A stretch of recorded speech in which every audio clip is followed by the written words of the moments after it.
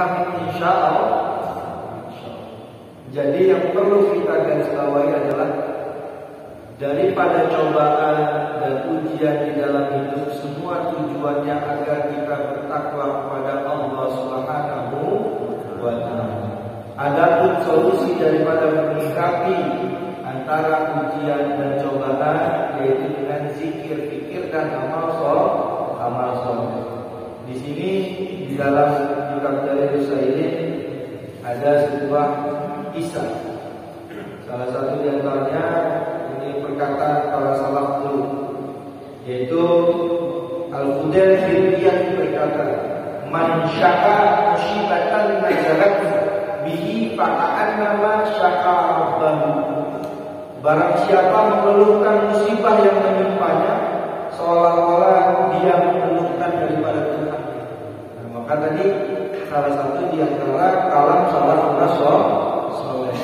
Cuma sekarang kan banyak orang mengatakan ini quotes-nya Albert Einstein misalnya, quotes-nya ini. Padahal kalau kita pelajari, kita buka kitab-kitab salaf, kata-kata itu sebelumnya sudah ada.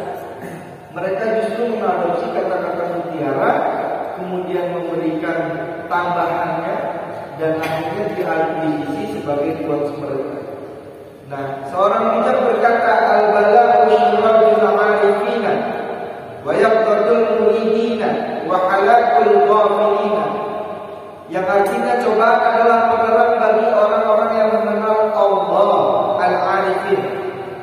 Pembangkit bagi orang-orang yang gantung kepada Allah, dan malapetaka bagi orang-orang yang lalai. Yang ketiga, al-ba'u min kunuzil jannati kitmanul musibah, kitmanul sadaqah, wa kitmanul faqati, wa kitmanul wajah. Ada 4 rahasia menuju surga. Yang pertama, menyembunyikan musibah.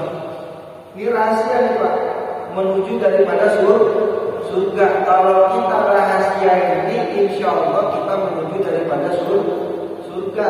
Yang pertama, menyembunyikan daripada musibah. Makanya kalau ada musibah, kita udah gak perlu cerita sama orang, apalagi dia ada status.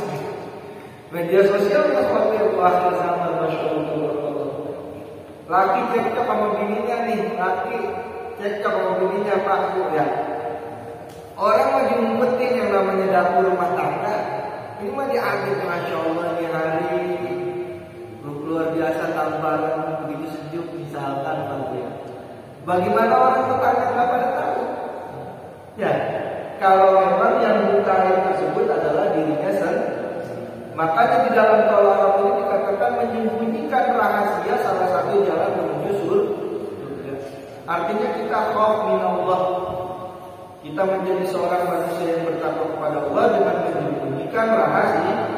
Yang kedua, menyembunyikan sedekah. Maka kata orang lebih bagus tangan di atas daripada tangan di bawah. Kemudian memendam kesedihan. Andai hati lagi bosan, lagi sedih, lagi banyak pikiran, misalkan gajian belum nyampe, beras belum keisi, biasanya jatah istri dikasih 200.000, ini dikurangi 50.000 karena corona kemarin. Ya. Sedih nggak bagaimana? Sedih. BLT nyampe tapi kagak sampai ke 5 juta. Sedih. Kita disuruh 3M, dia 17. Sedih, gitu ya. Tapi kita sembunyi lagi namanya kita masyarakat madani. Yang kita pikirin apa? Kita hidup ini untuk mencari ridhonya Allah Subhanahu wa Ta'ala dan memendam daripada rasa sakit. Berapa banyak daripada Nabi dan Rasul yang Allah Subhanahu wa Ta'ala yang menjadi Nabi dan Rasul itu karena ujian daripada sakit. Luar biasa sakit yang diderita oleh para Nabi dan Rasul itu luar biasa. Kalau kita sendiri nama kita sebagai manusia Pak akan langsung mengikip. Kita sedikit, malam sedikit, ngedengar azan subuh ya, kayak kepala panas nih. Sholat di rumah aja dan ya. Nabi mah enggak Pak. Nabi enggak baros penyakitnya. Baros itu apa kalau kita? lukis apa Pak? Benana udah badannya, tapi tetap yang namanya sholat atau terus dilakuin. Cuma satu, mengharap daripada ridha Allah Subhanahu wa Ta'ala. Makanya kita sebagai manusia kudunya rajin-rajin untuk bersyukur. Terus kalau di sini saya tukil lagi, ada yang bertanyakan, kemudian ujian yang paling berat itu diperuntukkan kepada siapa? Kalau cobaan tadi buat orang yang kagak baik, ujian buat orang yang lagi baik, kira-kira ujian yang paling berat itu diperuntukkan kepada siapa? Ini dijawab langsung. Sebagaimana dalam sebuah hadis, bahwa suatu hari seorang sahabat bertanya kepada Rasulullah SAW, wahai Rasulullah, siapakah orang yang paling berat cobaannya? Beliau menjawab, para nabi. Siapakah orang yang paling berat ujiannya? Kemudian dijawab lagi, setelah para nabi akan diuji paling berat itu orang-orang soleh. Setelah itu Rasulullah SAW menjawab lagi, kemudian yang sesudah mereka secara berurutan berdasarkan tingkat kesolehan. Jadi sampai di sini sudah bisa kita pahami, maka yang namanya ujian itu akan terus datang kepada orang yang sedang memperbaiki diri. Kayak gini, ngaji minggu pagi, ngaji minggu pagi, berat nggak kira-kira? Berat. Tapi kalau kita niat, masya Allah, itu akan dipermudah. Sebagaimana hadis yang saya katakan di dalam mukadimah tadi, man salaka tariqan yaltamisu fihi ilman sahalallahu lahu tariqan ilal jannah. Barang siapa yang berjalan di jalannya Allah, man salaka tariqan yaltamisu fihi ilman, dia perjalanannya untuk menuntut ilmu, sahalallahu lahu tariqan ilal jannah, maka Allah akan mempermudah baginya itu jalan menuju surga. Kata Imam Abu Hamid bin Muhammad Al-Ghazali, Imam Ghazali mengatakan di dalam kitab Bidayatul Hidayah, dalam mukadimah awal yang fa'alam ayyuhal haris, kata Imam Ghazali apa? Ketahuilah, wahai kalian orang-orang yang semangat untuk menuntut ilmu. Ketika kita berniat untuk menuntut ilmu, ini Imam Ghazali yang menjelaskan Pak Bu, setiap langkah kita itu seisi lautan seisi lautan itu akan meminta ampunan kepada Allah untuk orang-orang yang berjalan untuk menuntut ilmu. Begitu juga seisi langit meminta kepada Allah ampunan agar diberi rahmat orang yang sedang berjalan menuntut ilmu. Bahkan malaikat mengepakkan sayapnya untuk menaungi perjalanan daripada orang-orang yang menuntut ilmu. Pertama, kita berjalan menuju masjid untuk sholat subuh. Yang kedua, kita pengen tahu yang namanya ilmu. Apa sih yang namanya ujian? Apa sih yang namanya cobaan? Luar biasa kalau kita kalkulasikan daripada pahala yang kita harapin dari Allah Subhanahu wa Ta'ala untuk hari ini, kayaknya maka hitung ya Pak. Mudah-mudahan kita asal daripada kita punya niat insya Allah.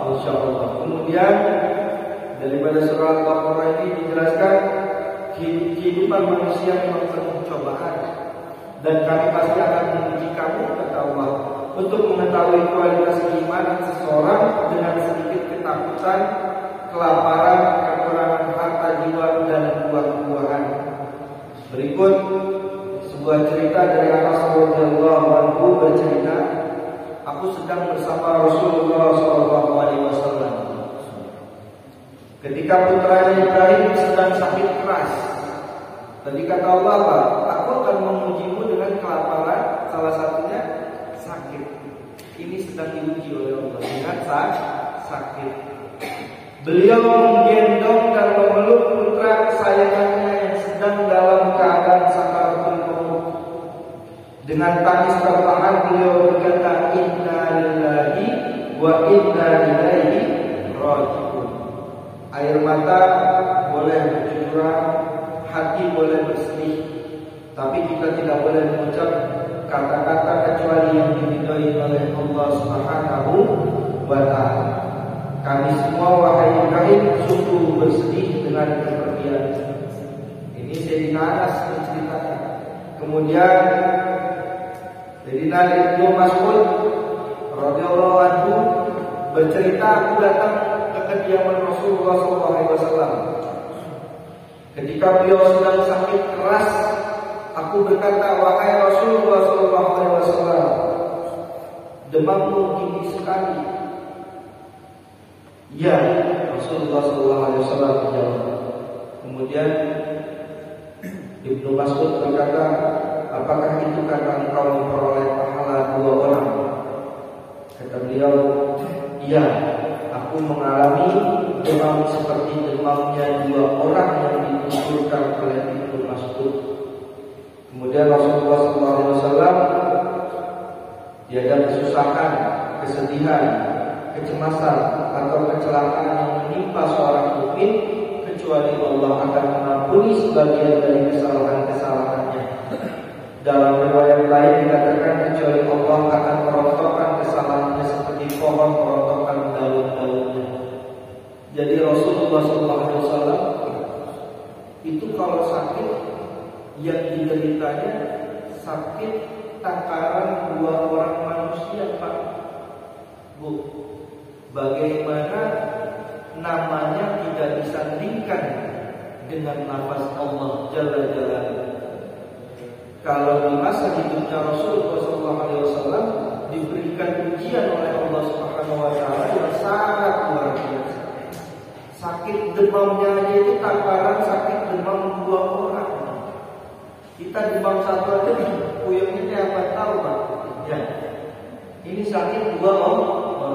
Maka ditegaskan dari setiap sakit yang kita terima, salah satu di antaranya itu Allah Subhanahu Wa Taala sedang merontokkan atau menggugurkan daripada kita punya dosa. Makanya di dalam hati setiap kali sakit kita perbanyak untuk beristighfar. Kita yakin di dalam hati kalau Allah Subhanahu Wa Taala sedang menggugurkan daripada kita punya dosa. Maka kisah yang terakhir yaitu diceritakan bahwa Isa alaihissalam bertemu dengan seorang yang kondisi fisiknya sangat menyedihkan. Matanya buta, kakinya lumpuh, tubuhnya digerogoti penyakit kusta. Tahu ya Pak, penyakit kusta? Koreng kali ya. Kalau bahasa kita koreng. Kusta. Kemudian kulit di sekujur badannya mengelupas. Orang itu berkata, segala puji bagi Allah yang telah menyelamatkan diriku dari cobaan yang menimpa kebanyakan manusia. Nabi Isa alaihissalam bertanya, wahai saudaraku, cobaan apa gerakan yang belum ditimpakan kepadamu? Orang itu menjawab, wahai Rasulullah, keadaanku masih lebih baik daripada orang yang di dalam hatinya tidak diletakkan oleh Allah makrifat seperti yang telah Dia letakkan dalam hatiku. Bukankah Dia telah memberi tulisan yang selalu memujinya dan hati yang senantiasa bersyukur kepadanya? Maka dijawab, kamu benar. Ulurkan tanganmu, kata Nabi Isa.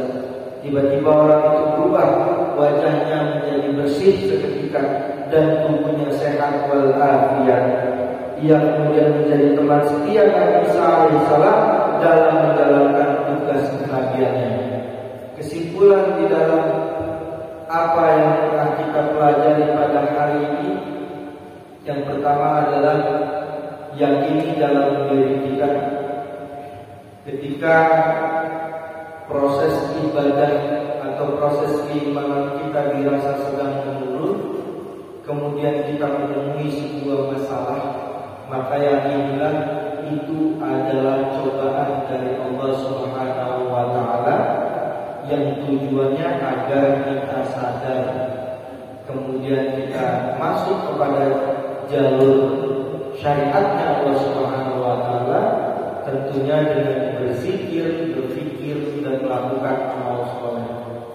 Dan ketika kita sedang berada dalam fase yang barangkali keimanan kita sedang tinggi atau sedang istiqomah dalam melakukan sesuatu, baik dakwah puasa sunnah atau dakwah bersedekah atau dakwah melakukan amal ibadah lain, kemudian ditimpa oleh salah satu masalah, yakinilah di dalam hati kita bahwa itu adalah sebuah ujian dari Allah Subhanahu wa taala yang tujuannya untuk mengangkat derajat kita, dan yang kita butuhkan adalah kesabaran agar tetap sebagaimana dikatakan dalam setiap Jumat, ittaqullaha haqqa tuqatih wa la tamutunna illa wa antum muslimun.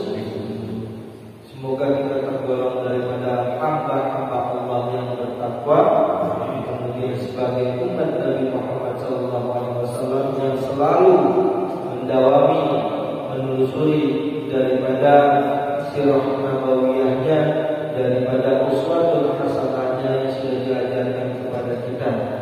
Apa-apa yang sudah diberikan oleh Rasulullah SAW dari zaman terdahulu hingga saat ini, mudah-mudahan dapat kita praktikkan di dalam kehidupan sehari-hari.